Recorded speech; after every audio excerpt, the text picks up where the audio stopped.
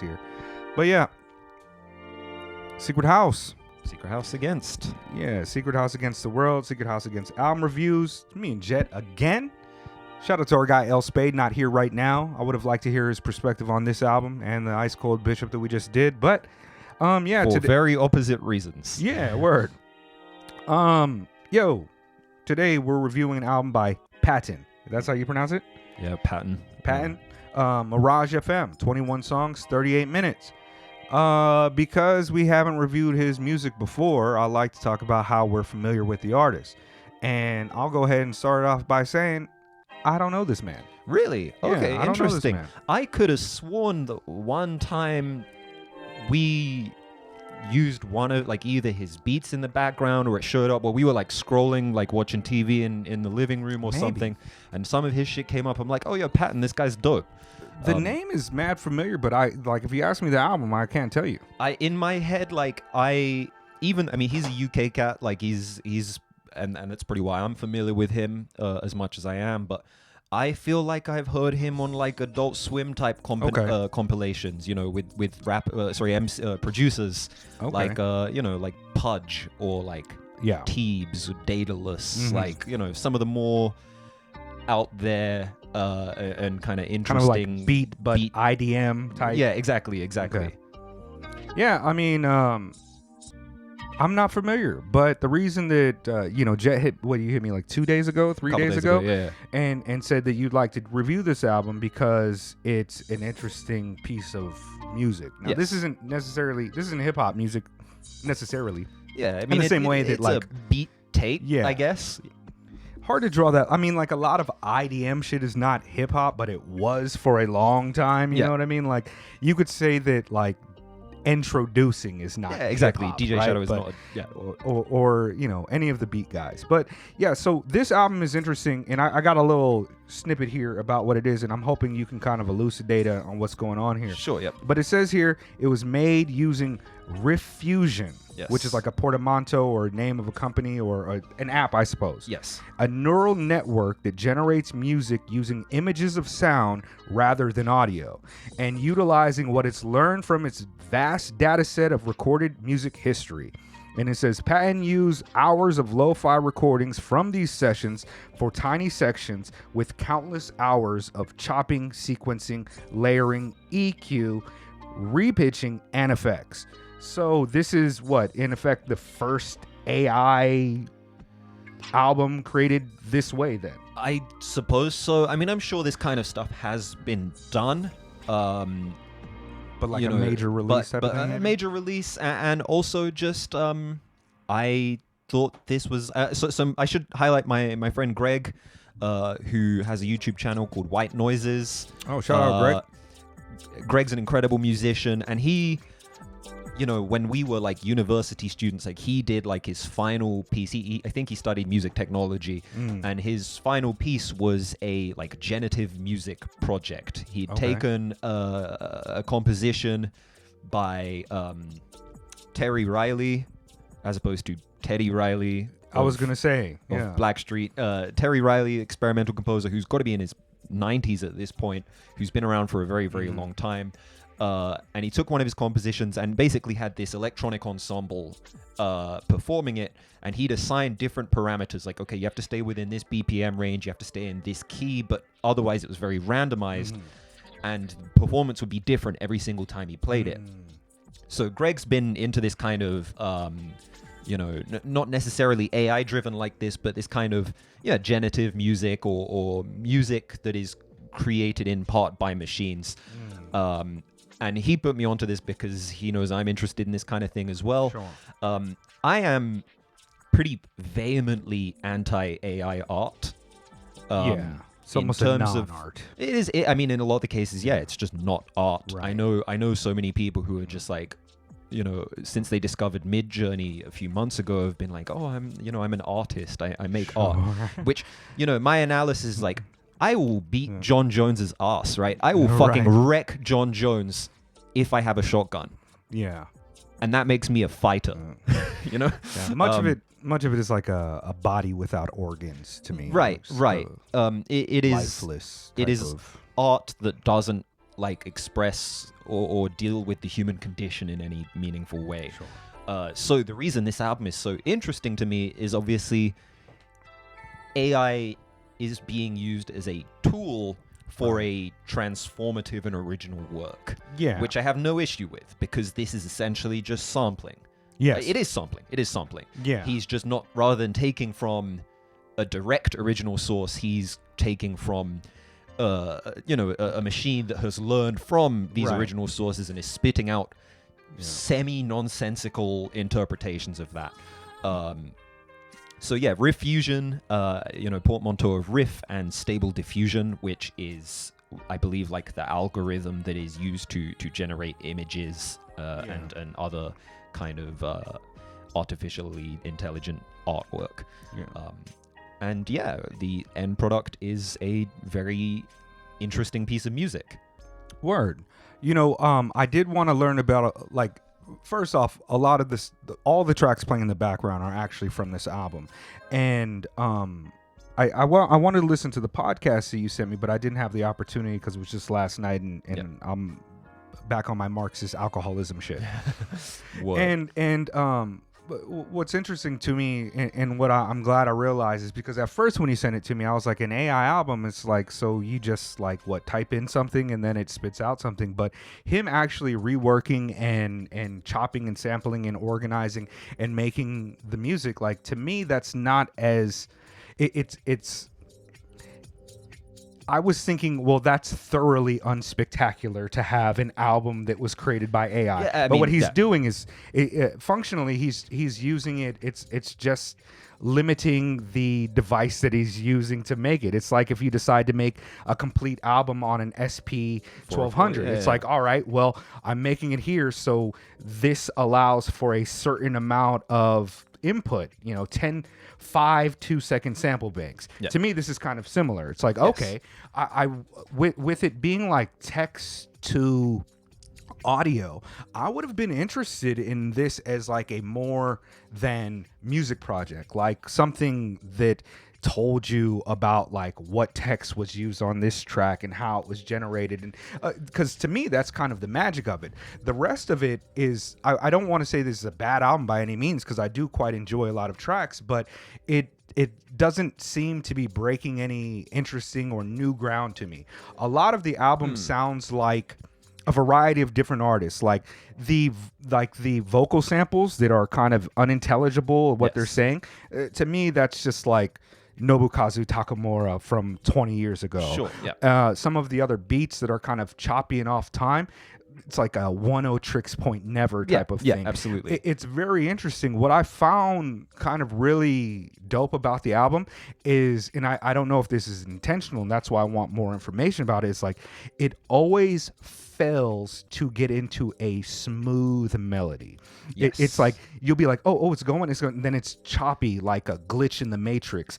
And it's a really fun listen and interesting listen for that. On top of that, this album is full of different genres. Like it's like grime-esque, hip-hop, UK garage, hip-hop, funk, like operatic funk. The blanket terms for like a variety of different IDM approaches. There's and I do like some of like the more ambient type of things, because in the history of electronic music, there have been so many artists who limited the parameters or use certain modulation systems to create art and allow it to generate even more freely than this without the editing. And it's a really fascinating piece of artwork. I want like the what would it be, like the appendix, like where it gives me all of the information. I want to read the book about it and find out exactly what he's doing, because it's interesting. It's not lifeless to me. It's like, this is not the body with no organs to me. This feels very kind of generated. I also really like how you can pick out the artists and kind of albums that this evokes, like Don't Worry off of this record. Like I feel like this is it, right? I feel like Child Actor could have done this. Yeah. I can hear Fatboy Sharif on this, This is really dope. It's This is one of my crazy. favorites Yeah, on it. Yeah. Sometimes it sounds like OPN, sometimes it sounds like Actress. Like it really does pull from so many places, because obviously this machine doesn't really have a concept of exactly, it doesn't look at music as, in the traditional sense of genre, so much as like the language that we use to talk about it, and it doesn't necessarily make the same associations that a human would in terms of what something is supposed to sound like. And you really, really especially see that on the tracks with the vocals, something like Walk With You, where it sounds like, some early 2000s UK grime, something that you would see on TV, on like SBTV or any of these YouTube channels. And the delivery, is classic, like grime delivery. But if you were like a non-English speaker, you might mistake this for English. Yeah. You feel like, because it doesn't sound like a foreign language. Right. Yeah, that's one of the magical things about it. And this type of track is also kind of evokes that Nobukazu Takemura shit to me, because listening to that, when I first got to Japan, like I would play my wife shit and be like, yo, what is this saying? Like, this is Japanese, right? Because, obviously I'm like just a fucking dumb American guy. Right. And I was like, is this Japanese? She's like, no, those aren't even like words put together. Yeah. It's just Japanese consonant sounds like like that could be a word, but in the context of gibberish next to it, it probably isn't. And it gets like that. And it's really interesting how this album works out. But I also kind of feel like the conversation about the process is just a little bit more interesting to me than the actual work itself, which is really fun. It's cool, but in a sense, it's almost just like it's kind of like an Instagram filter to me. It's like it's cool to play with, it's a cool tool, but really I'd like to know more about the process than see the result of the person filtered. I'm not really sure. Like, I'm still trying to think through all of my thoughts on AI art and kind of supplanting like certain human aspects of like labor and shit, right? Like they had that whole thing with Drake and The Weeknd that happened a few weeks ago, right? Yeah. Where it's like somebody created a song using their voices, but it was like the thing that really kind of struck me about that one and the people that were really pushing it is like, to me at least, that track fucking sucked. Yeah. That song was terrible, and the bars were like awful. You could tell that this was someone who isn't a rapper, just like throwing together as many kind of stereotypes and kind of tropes of a rap record together, and then just changing the voice to be someone that people like. And I feel like you would have to be kind of dumb to fall for it. Well, but like that's also a part of it, though. Like, so much of the mainstream music sources are very formulaic, and and topically they're also very formulaic, and it's also pretty easy to like type into your chat GPT, like, write me a verse like Drake's. Like, they just fucking power through it using whatever algorithm they want. To me, it would have been dope if like for like a meta irony, like a postmodern irony, is if they actually made the song and re-released it, because they have their label or whatever pull it off of all these streaming services, which is it's an interesting kind of thing that we're going to have to think about when it comes to AI in the future. And I don't necessarily share the same optimism of a lot of my homies. My first thoughts is that, like, of course, advances in AI will most likely displace actual workers for a variety of reasons and further marginalize like human labor. And a lot of the people who are like all for AI are the same type of people who were, into fucking the singularity and fucking long-termism and, merging with AI. And one aspect of me thinks it's like a really fun tool that also kind of democratizes aspects of like creative labor. Sure. You know what I mean? Like, you're able to just like okay, I need a picture of something, like boom, like everybody has equal access to this type of thing. Now I have a picture of Karl Marx, as He-Man or whatever. Right. And that's really dope in a lot of ways. It's like, some techno shamanism shit, but in another it's just Instagram filters, it's deep fakes, it's virtual child porn, it's really mimetic non-art. It's not the fully automated luxury space communism we were promised. Yeah. But where this album does work for me is, one thing I hear a lot of these kind of like technocratically oriented people talk about is like, oh, people said the same thing when the printing press came along or when the camera came along or whatever. This is not a photograph being passed off as a painting. Right.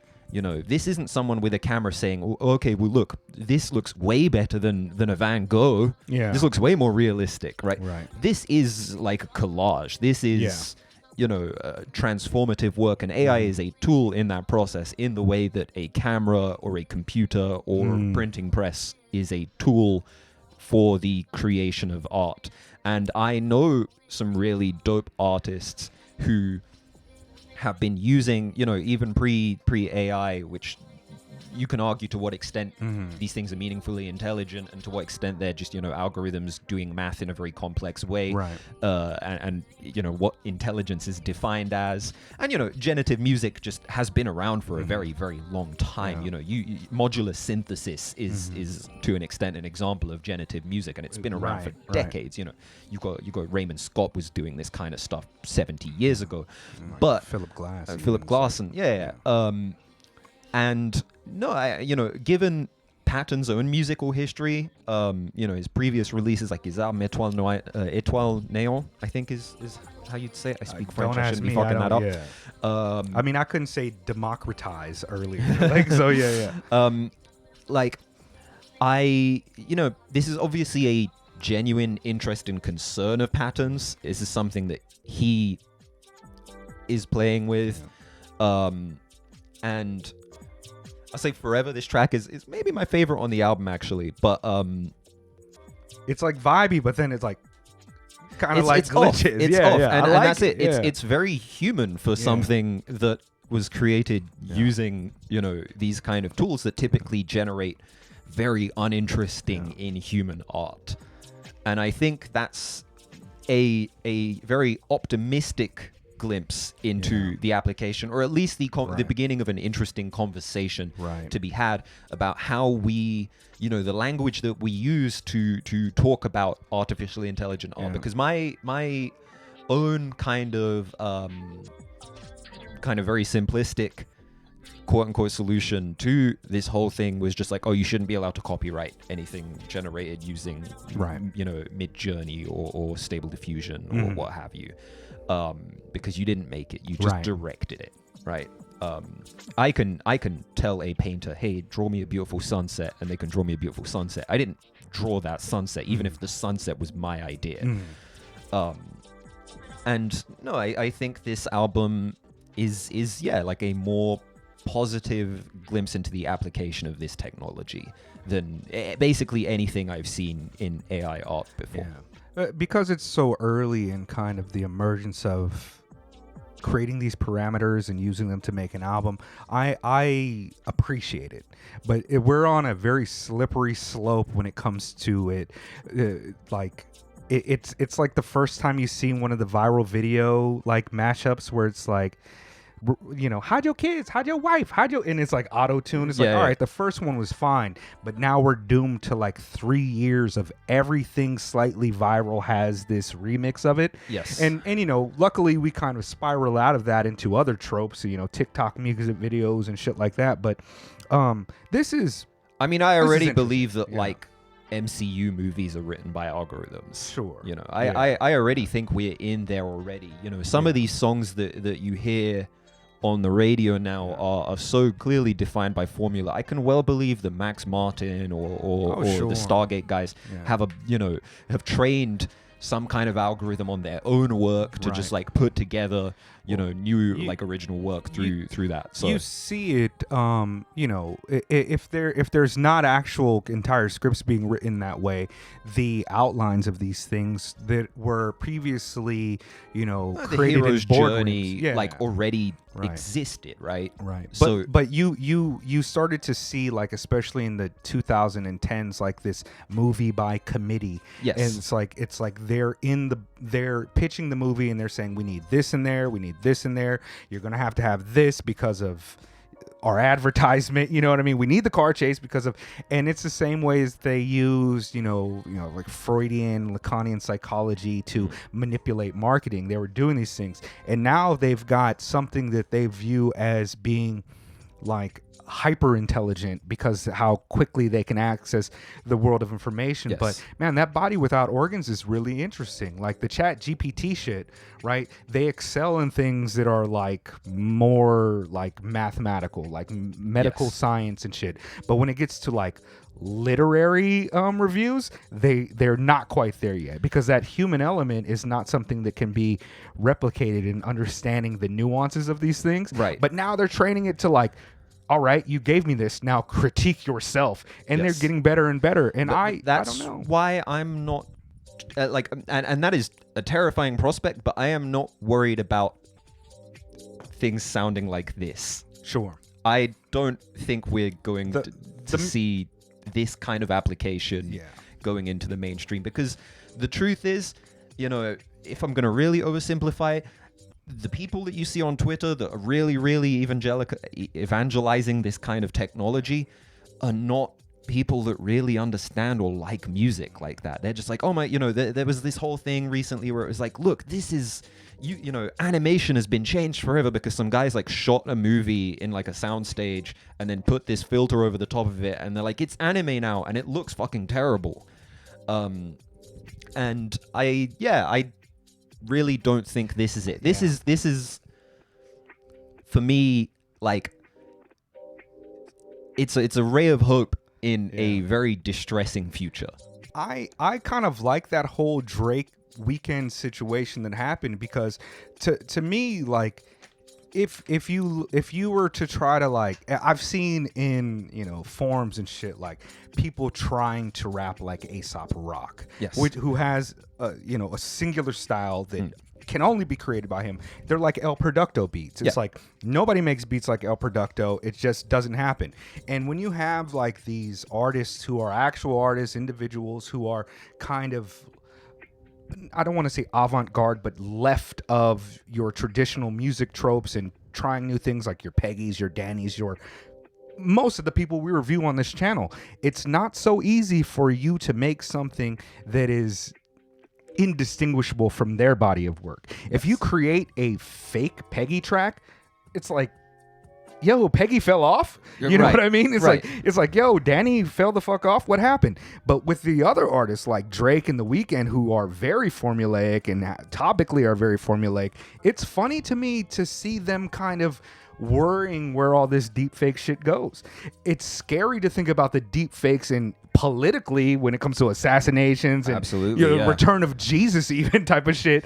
But we're seeing it because with the simple shit, it's funny. People keep, and the way that people are phrasing it online, I keep hearing people being like, yo, new Juice WRLD track, new XXXTentacion track, and it's like, no, this is just something someone has made with this robot that can clone their voices very, very well.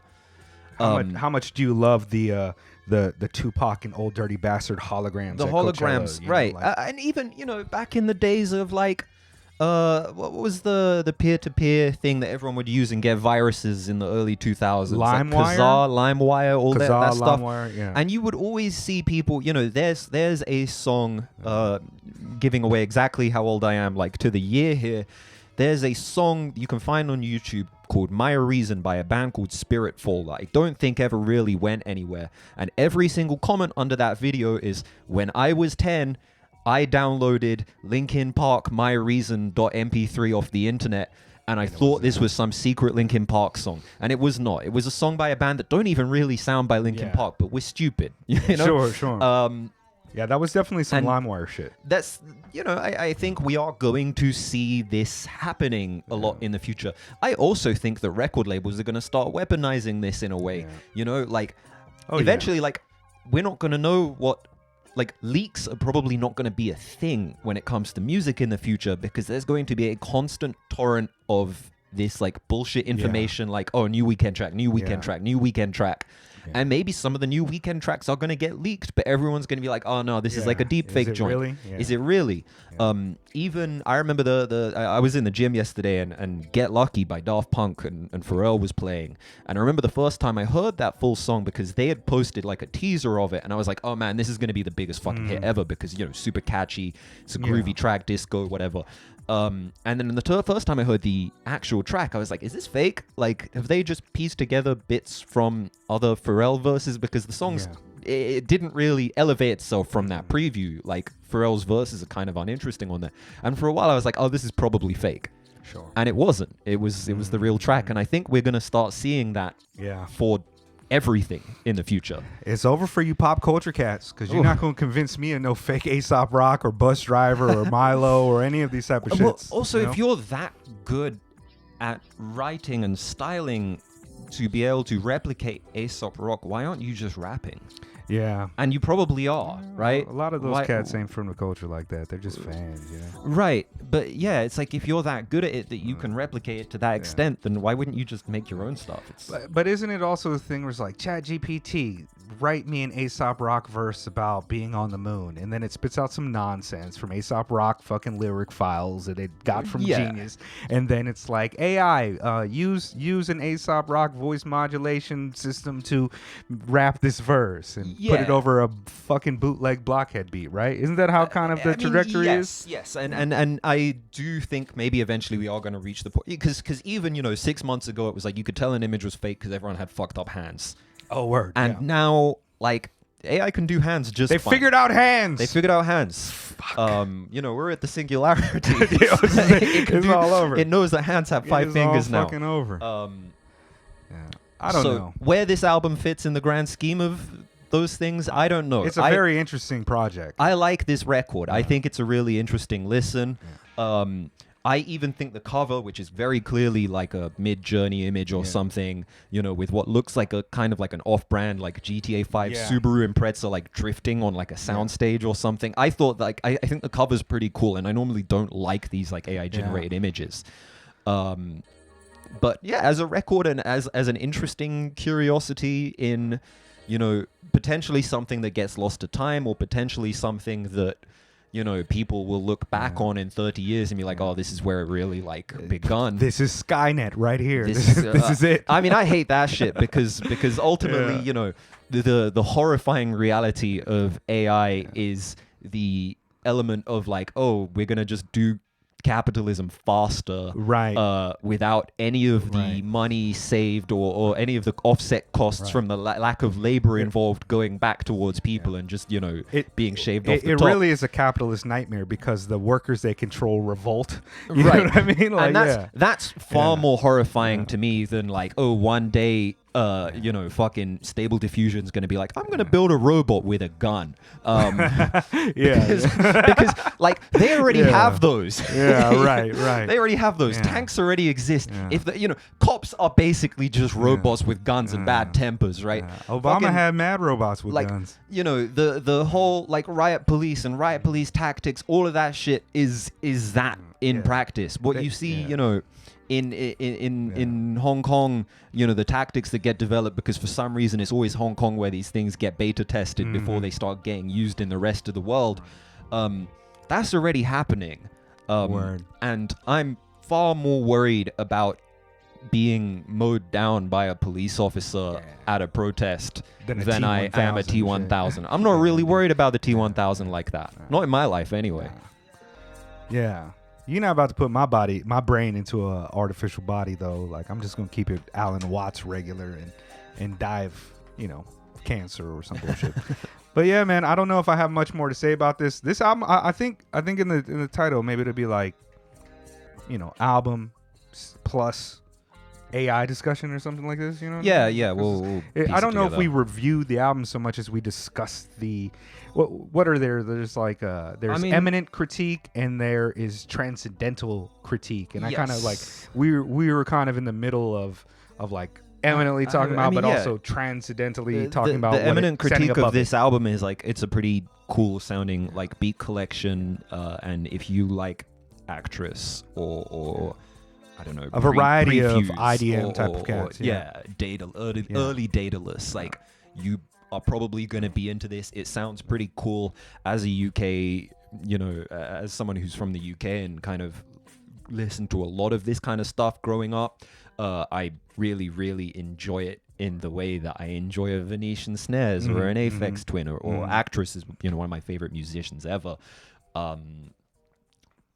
In the transcendental transcendental critique sense, is watch out for Skynet. I don't know. I'm not smart enough to do this shit anyway. Yeah. I'm sure there's gonna be some real good theory on it, like on the way. But yeah, we read, but I mean, we're not academics like that. We're not fucking writing theses. Yeah, theses. Yeah, we spitting feces. But anyways, yeah, peace, man. Secret House against artificial intelligence. I'm against that. It's just hard though.